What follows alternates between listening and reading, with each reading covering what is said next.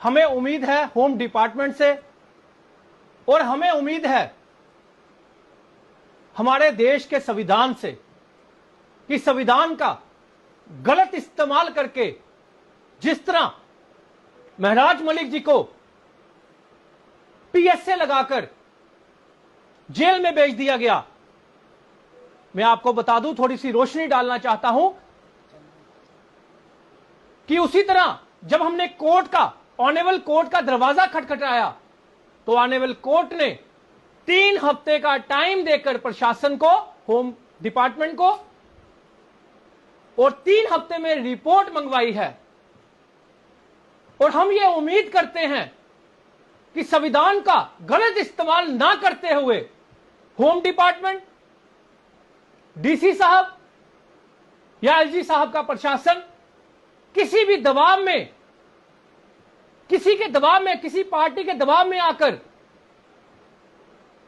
जनता के साथ गलत ना कर दें और 14 तारीख को भी वो बहाना बना दें कि हमारी रिपोर्ट अभी तैयार नहीं हुई। अगर 6 तारीख को महराज मलिक जी को गिरफ्तार किया जाता है और 8 तारीख को पीएसए लगा दिया जाता है, 3 दिन में अगर डोजियर तैयार हो सकता है, तो आप मुझे बताइए कि क्या 21 दिन में रिपोर्ट तैयार नहीं होगी? अगर ये रिपोर्ट पेश कर देते हैं 14 तारीख को होम डिपार्टमेंट वाले, तो एक उम्मीद जनता की जागेगी, एक जनता ये समझेगी कि शुक्र है मालिक का, शुक्र है संविधान का कि उन्होंने संविधान का पालन करते हुए, कोई पर्सनल रंजिश ना रखते हुए 14 तारीख को जनता के हित में फैसला किया और रिपोर्ट पेश की। उसके बाद हमें ऑनेबल कोर्ट पे पूरा पूरा विश्वास है।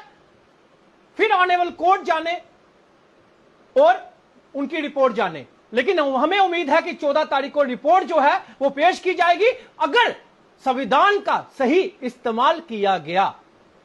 उसके बाद मैं कहना चाहता हूं डीसी साहब से, डीसी डोडा साहब से, मैं डोडा के डीसी साहब से एक चीज कहना चाहता हूं कि सर, आपने महराज मलिक जी के ऊपर जो पीएसए लगाया वो गलत था या सही था, वो तो अब कोर्ट में केस है, कोर्ट देखेगा।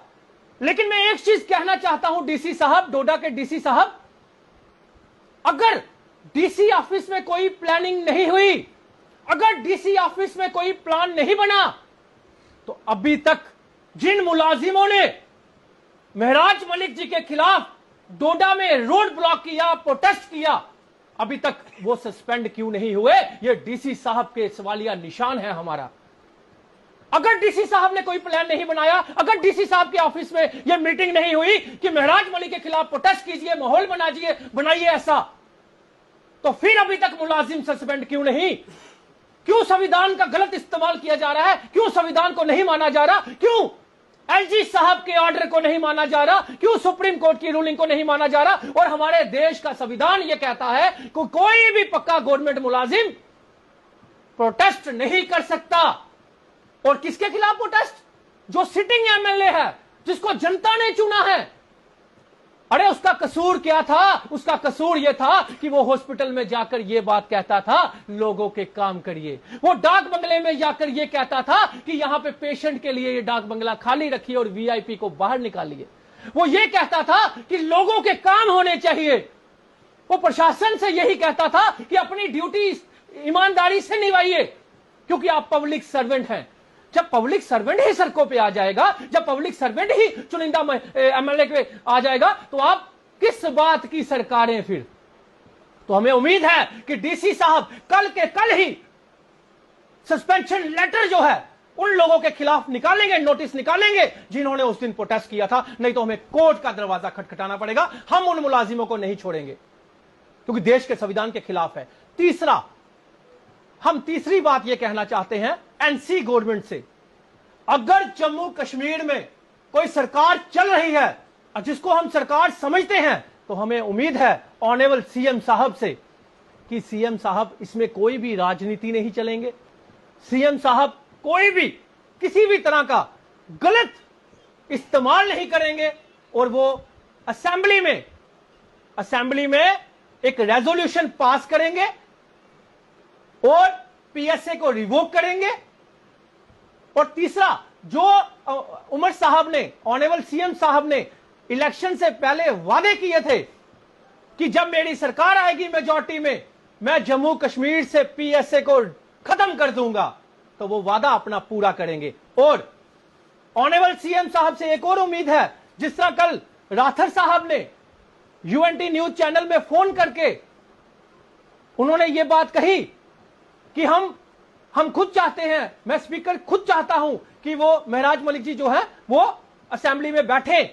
तो हम शुक्रिया अदा करते हैं राठौर साहब का और उम्मीद जताते हैं ऑनरेबल सीएम साहब से कि वो एक रेजोल्यूशन तो पास करेंगे ही करेंगे और असेंबली सेशन में एक ऑर्डर जल्द से जल्द निकालेंगे कि महराज मलिक जी जनता की जो आवाज है, जो जनता की उम्मीदें हैं, वो असेंबली में बोल सके, असेंबली में रख सके, जो उनका काम है और जो हमारा संविधान जिसकी हमें इजाजत देता है। सर, असेंबली तो 23 अक्टूबर को लगेगी, तो अगर एमसी इतनी ही ज्यादा सक्रिय है तो स्पेशल असेंबली सेशन भी बुलाया जा सकता था। देखिए, आपने अपने सवाल का खुद ही जवाब दे दिया कि जो हो सकता था, अगर एनसी इसमें कोई भी किसी तरह की सियासत नहीं चल रही या सिर्फ जनता को बेवकूफ नहीं बना रही, वाहवाही नहीं लूट रही, तो एनसी को यह चाहिए था कि उनका एक, मैं कुलीग कहूंगा, मैं एमएलए उनका कहूंगा, जनता का चुना हुआ एमएलए, क्योंकि जनता की तो सरकार को फिक्र होनी ही चाहिए थी और जनता के लिए उनको एक स्पेशल असेंबली सेशन बुलाकर महराज मलिक जी के लिए एक रेजोल्यूशन पास करना चाहिए था, जिससे पीएसए रिवोक भी होता। और वैसे भी जो उमर साहब का वादा था, जो हजारों लोग जम्मू कश्मीर के निर्दोष भी अंदर हैं, कुछ लोग ऐसे भी होंगे, क्रिमिनल भी अंदर होंगे, लेकिन हजारों लोग निर्दोष भी अंदर हैं जिन पे गलत इल्जाम लगाकर उनको पीएसए लगाकर उनको अंदर रख दिया जाता है, जबकि पीएसए होता है पब्लिक सेफ्टी एक्ट। लेकिन जो महराज मलिक जी पे लगाया गया, मैं उसको कहूंगा कुछ चोर मुलाजिम सेफ्टी एक्ट। और वो कौन से कुछ चोर मुलाजिम सेफ्टी एक्ट है? वो जो लोग वहां पे प्रोटेस्ट कर रहे थे, जिनको कहीं ना कहीं महराज मलिक जी ने यह कहा था कि भाई साहब काम करो, जनता की नुमाइंदगी करो, जो जनता के पैसों से जो आपके घर पलते हैं, जो आप जनता के नौकर हो, तो उसी तरह मैं भी जनता का नुमाइंदा हूं। मैं आपको यही कहना चाहता हूं, महराज मलिक जी की यही गलती थी। वो समझाते थे, वहां के गवर्नमेंट मुलाजिमों को समझाते थे कि अपनी ड्यूटी दो, अपने काम करो, अपने यूनिफॉर्म में ड्यूटी दो, बस यही उनकी गलती थी। एक सवाल रहेगा आपसे कि नेशनल कॉन्फ्रेंस की बात की आपने, कहीं ना कहीं वो वीडियो आज नेशनल कॉन्फ्रेंस की सरकार को या अब्दुल्ला को याद आ रहा होगा कि महराज मलिक ने जी बगावत की थी नेशनल कॉन्फ्रेंस की सरकार से। अगर सरकार ये चीजें सोचेगी, अगर सरकार एक एमएलए जो चुना हुआ एमएलए है, जो सुपर एमएलए है, जो जम्मू कश्मीर की जनता उसको आज सुपर हीरो मान चुकी है, आज देश में भी उसके गुण गाए जा रहे हैं, देश के बाहर भी उसके गुण गाए जा रहे हैं, अगर सरकार इस चीज को पर्सनल लेगी, अरे भाई इलेक्शनें होती रहेंगी, जम्मू कश्मीर बड़ा छोटा सा है, आज वक्त उनका है, कल वक्त किसी और का होगा। तो याद रखिएगा महराज मलिक जी का लम्हा, वो लम्हा मत भूलिएगा। आने वाला दौर जो होगा वो महराज मलिक जी का होगा, लेकिन महराज मलिक जी किसी के साथ पर्सनल नहीं रखेंगे, क्योंकि महराज मलिक जी जनता के लिए। उनसे भी सवाल किया हमने, उनका साफ तौर पर कहना, अगर महराज मलिक इस असेंबली सेशन में 23 अक्टूबर को कश्मीर में आते हैं, इस असेंबली सेशन को ज्वाइन करते हैं, तो हमें भी कोई आपत्ति नहीं। ये तो बहुत बड़ी बात है। अगर आप लोगों ने जो हमें सुनाया, अगर वो ये चीज कह रहे हैं, तो मेरे हिसाब से तो फिर तो किसी को एतराज होना ही नहीं चाहिए। जब 89 एमएलए, उनमें से 25-28 एमएलए जो जम्मू के भी हैं, अगर वो भी ये बात कह रहे हैं, तो फिर ये, क्योंकि बात ये जनता की है, बात ये जनता के मुद्दों की है, बात ये डेली वेजर की है, बात ये यूथ की है, बात ये नौकरियों की है, और बात जम्मू कश्मीर के भले के लिए है। जो एक ही एमएलए, सुपर एमएलए आवाज उठाता है, वो कौन उठाता है? वो महराज मलिक उठाता है। महराज मलिक को लेकर पीएसए के खिलाफ राज्य व्यापी अभियान शुरू करने जा रही है आम आदमी पार्टी।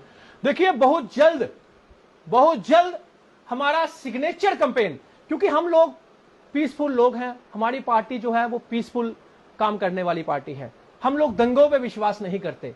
लेकिन मैं एक चीज कहना चाहता हूं कि किसने कोशिश की गलत करने की, किसने कोशिश की इलेक्ट्रिसिटी बंद रख के, किसने कोशिश की पहाड़ गिराकर, किसने कोशिश की महराज मलिक को अंदर करके जनता को भड़काने की, इसकी जांच होनी चाहिए। मैं डोडा की बात कर रहा हूं, डोडा की। जिस बंदे पे आपने पीएसए लगाया, उस बंदे के लिए आप लोगों ने पहाड़ गिराया। अगर आपने खुद पहाड़ नहीं गिराया तो 6 दिन 5 दिन डोडा किश्तवाड़ का हाईवे बंद क्यों रखा गया, इसकी भी जांच होनी चाहिए। अगर वहां पे 5 दिन इलेक्ट्रिसिटी बंद रही, वो क्यों रही, इंटरनेट बंद रहा, क्यों रहा, इसकी भी जांच होनी चाहिए। क्यों जांच होनी चाहिए? जब आपने पब्लिक सेफ्टी एक्ट लगाया था, जिस बंदे पे आपने पब्लिक सेफ्टी एक्ट लगाया, उस बंदे को आपने अंदर कर दिया और पब्लिक उसी की सपोर्ट में अगर बाहर निकली है तो ये क्वेश्चन मार्क बनता है डीसी डोडा पे। अमित जी, अभी भी ये कहा जा रहा है कि डोडा में मलिक की लिए आवाज उठा रहे हैं, उन्हें प्रताड़ित किया जा रहा है, क्या ये सच है? ये हमारा प्रशासन को, ये आम आदमी पार्टी की चेतावनी समझिए, रिक्वेस्ट समझिए या कुछ भी समझिए, आप निर्दोष लोगों को तंग मत कीजिए। डोडा भद्रवाह किश्तवाड़ में मत कीजिए, क्योंकि जब प्रशासन अगर ये दावा कर रहा है वहां पे सब कुछ पीसफुल चल रहा है, सारी मीडिया में आ रहा है, तो फिर क्यों महराज मलिक जी के सपोर्टरों को रोज थाने में बुलाया जाता है, रोज परेशान किया जाता है? अगर ऐसी बात को जिस दिन डिटेन किया गया था, महराज मलिक ने खुद कहा था, वीडियो में भी साफ दिख रहा है, उन्होंने कहा था कि बंद कर दो पूरा डोडा स्पोर्ट। आपने खुद ही कह दिया जब महराज मलिक के साथ गलत हुआ। मैंने ये नहीं कहा। अरे सुनो ना भाई साहब, सुनो ना, महराज मलिक जी के साथ जब गलत हुआ, जब उनको पीएसए लगा दिया गया, उसके बाद उन्होंने कहा आप जिम्मेदार मानते हैं ना कहीं ना कहीं महराज मलिक को? अरे आप मुझे बताइए, पहले मेरी बात सुनिए। सबसे जिम्मेवार है, अगर मैं आप पे चोरी का इल्जाम लगा रहा हूं या कत्ल का इल्जाम लगा रहा हूं, अगर वो गलत इल्जाम है तो फिर जाकर लोग बाहर आए हैं। और किसके हक में आए हैं? जिसके ऊपर आपने इल्जाम लगाया।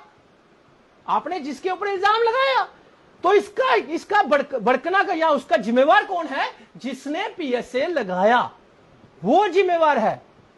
ये समझने की जरूरत है कि आप किसी को पीएसए लगाते हो और पब्लिक उसी के लिए बाहर आती है, पब्लिक उसकी सपोर्ट के लिए आती है, फिर आपको पहाड़ गिराने पड़ते हैं, फिर आपको इलेक्ट्रिसिटी बंद करनी पड़ती है, फिर आपको इंटरनेट बंद करना पड़ता है, फिर आप लाठीचार्ज करते हो, फिर अपना जोर जबरन करते हो, फिर आप किश्तवाड़, डोडा, भद्रवाह सारी जगह से पुलिस प्रशासन बुलाकर एक जगह बिठा देते हो। लेकिन हमारे किसी भी सपोर्टर ने, हमारे किसी भी आम आदमी पार्टी के बंदे ने कोई गलत नहीं किया। पीसफुल प्रोटेस्ट किए, पीसफुल आवाज रखी और हमें हमेशा यही बात कही कि पीसफुल तरीके के साथ घर बैठिए, घर बैठकर शेयर कीजिए, महराज मलिक को रिलीज करो, घर बैठकर प्रोटेस्ट कीजिए, एक वीडियो बनाइए। हमारा क्या मानना यह है कि पीसफुल तरीके के साथ सब कुछ। आपने वकीलों की फौज कोर्ट में खड़ी कर दी है, क्या वो लोग सक्षम है? सवाल पूरा सुनिए, क्या वो लोग सक्षम है महराज मलिक को छुड़ाने के लिए, या तारीख पे तारीख? देखिए वकील साहब, हमारे जो लीगल टीम है वो सक्षम है, लेकिन हमें कहीं ना कहीं ये शक की निगाह किस पे रखनी पड़ रही है? सरकार पे, होम डिपार्टमेंट पे, कि वो कहीं 3 दिन में डोजियर तैयार कर सकते हैं महराज मलिक का, लेकिन अगर 21 दिन में वो रिपोर्ट पेश ना कर पाए तो हम ये समझ लेंगे कि ये पर्सनल होकर महराज मलिक को अंदर कर दिया गया है, कि जनता जो है वो बेचारी तरसती रहे अपने कामों के लिए और जनता को परेशान करते रहे। आखिरी सवाल रहेगा जी, जिस तरीके से पीएसए की बात आप कर रहे हैं, पीएसए पब्लिक सेफ्टी एक्ट में लगता है पब्लिक महराज मलिक के साथ दिखी कहीं ना कहीं, मगर लोगों को अभी तक ये कंफ्यूजन है कि वो पीएसए क्या उनकी शब्दावली को लेकर लगा है या 18 एफआईआर जो पहले। सर वही तो हम चाहते हैं कि संविधान का जो गलत इस्तेमाल किया गया है वो रिपोर्ट में सामने आए। सर बेस बनाया गया है, उन पे चोरी का इल्जाम लगाया गया है। आप मुझे बताइए कि एक चुनिंदा एमएलए, सुनिए मैं आपको बता रही हूँ कि हरविंदर सिंह ने वहाँ पर बकायदा ये लिखा गया है कि उन्होंने वो मेडिसिन बाहर नहीं आने दी, उस पर्टिकुलर जगह पे ताले। अब सुनिए, मैं उसकी भी बात बताता हूं आपको। वो हुआ क्या था, एक डिस्पेंसरी थी, एक डिस्पेंसरी चलती थी एक गरीब आदमी के घर। वो तब से चलती थी जब 50-100 रुपया किराया होता था। आज वो किराया 10 से 15,000 रुपया पहुंच गया हुआ है। और वो किसी कारण जिस जमीन पे थी, वो जमीन बाढ़ के कारण या हाड़ के कारण या किसी भी भूचाल के कारण या किसी भी लगा लिए वो खिसक गई थी, तो वहां से शिफ्ट करनी थी। शिफ्ट करने के लिए डीसी साहब ने एक टीम बनाई, जिस टीम के हेड थे बीएमओ साहब। ये महराज मलिक जी ने मुझे खुद सुनाई है ये बात। बीएमओ साहब हेड थे और बीएमओ साहब ने वही जगह रिकमेंड की थी जहां पे महराज मलिक जी ने वो वहां पे शिफ्ट करवाई। और महराज मलिक जी ने खुद नहीं करवाई, ये पूरा गांव बैठा, पूरे गांव ने रेजोल्यूशन पास किया। जब डीसी साहब कितने महीनों से वो काम नहीं कर पा रहे थे, ना उसको किराया दिया, ना वो शिफ्ट करवा रहे थे, तो जहां पे बीएमओ साहब ने रिकमेंड किया था वहीं पे शिफ्ट करवाई। लेकिन डीसी साहब ने गलत इस्तेमाल किया अपनी पावर का, और डीसी साहब ने बीएमओ से भी वो वीडियो डिलीट करवाई, रिकमेंडेशन रिटर्न में चेंज करवाई, abuse of power, abuse of chair इस्तेमाल करके वो जो डिस्पेंसरी है, वो डिस्पेंसरी जो है कहां पे रखी गई। फिर डीसी साहब ने कहां शिफ्ट की, ये सुनने वाली बात है। डीसी साहब ने वहां शिफ्ट की कि जो एक पार्टी से बिलोंग करता था और दो गवर्नमेंट एक ऑफिस से वो उसी के घर में चल रहे थे, तीसरा भी वहीं शिफ्ट किया गया। क्या लालच था डीसी साहब को पर्सनल, क्या लालच था डीसी साहब को पर्सनल कि तीसरा भी उसी घर में जाए, क्या लालच था। ये इंक्वायरी की जरूरत है, ये सीबीआई की जांच होनी चाहिए, और इस चीजों के लिए ये जांच बड़ी जरूरी है ताकि तथ्य सामने आए। धन्यवाद।